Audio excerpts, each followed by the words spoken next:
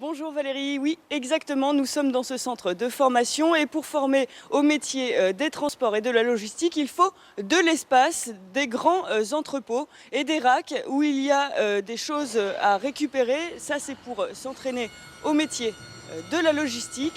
Bonjour Benoît. Bonjour. Alors ici vous avez deux stagiaires. Oui. Donc en fait ce sont déjà des personnes qui sont salariées qui profitent d'une formation en plus dans leur parcours professionnel. C'est des gens qui ont besoin de cette formation pour pouvoir exercer leur activité professionnelle, parce que c'est une formation obligatoire. D'accord. Donc c'est une formation qui se déroule en combien de temps? En formation initiale, ça se fait généralement en 5 jours, Oui, ce qui est le cas de ces deux personnes. oui.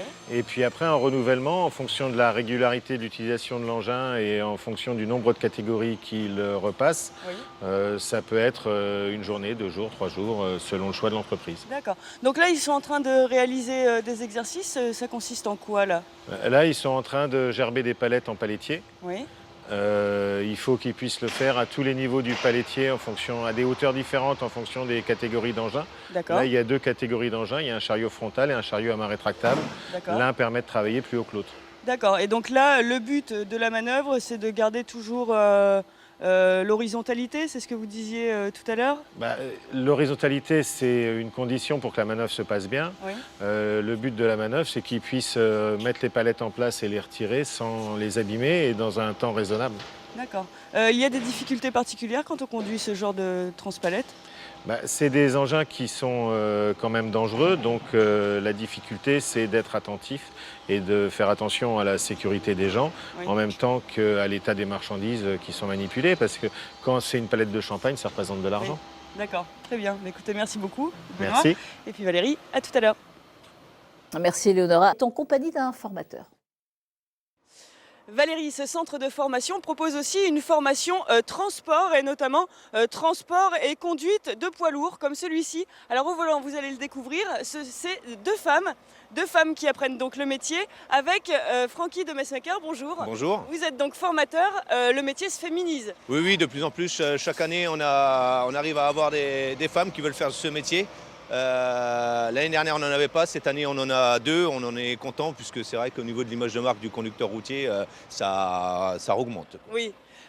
Donc là, elles sont en plein exercice. Oui, tout à fait. Consiste en quoi? À manœuvrer autour de ces piquets, puisque c'est des thèmes examens qui passeront d'ici 15 jours. Oui. Et donc c'est pour les habituer à pouvoir accéder dans les entreprises, pouvoir se mettre à quai et pouvoir manœuvrer en marche arrière un petit peu partout, puisque là on a à faire une semi-bâchée, mais elles peuvent avoir aussi des bennes. Donc sur les chantiers, il y a de plus en plus de marche arrière.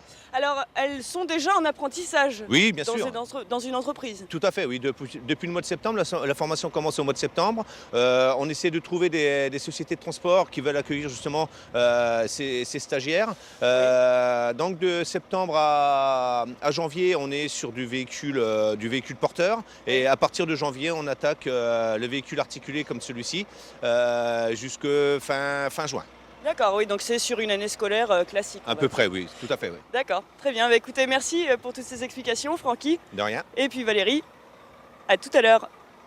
Éléonore Autissier, elle se situe depuis le début de l'émission dans la Marne, à Reims, dans le centre d'apprentis du transport logistique et Aftral. Mais il en existe un second centre d'apprentis à Torvilliers, dans la Marne, et Éléonore est avec son directeur régional. Valérie, pour finir cette visite, je suis maintenant auprès de Christopher Coin. Bonjour. Bonjour. Vous êtes le directeur régional parce qu'en fait, il y a le centre de Reims, mais il y en a un autre dans la région. Il y a aussi le centre de Torvilliers, qui est à côté de Troyes.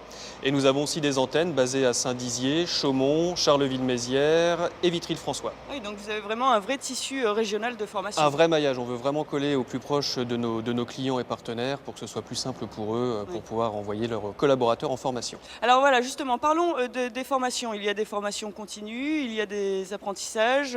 Comment cela s'articule? Exactement. Donc par rapport à ça, nous avons donc tout ce qui est formation en apprentissage, donc du CAP au bac plus 3.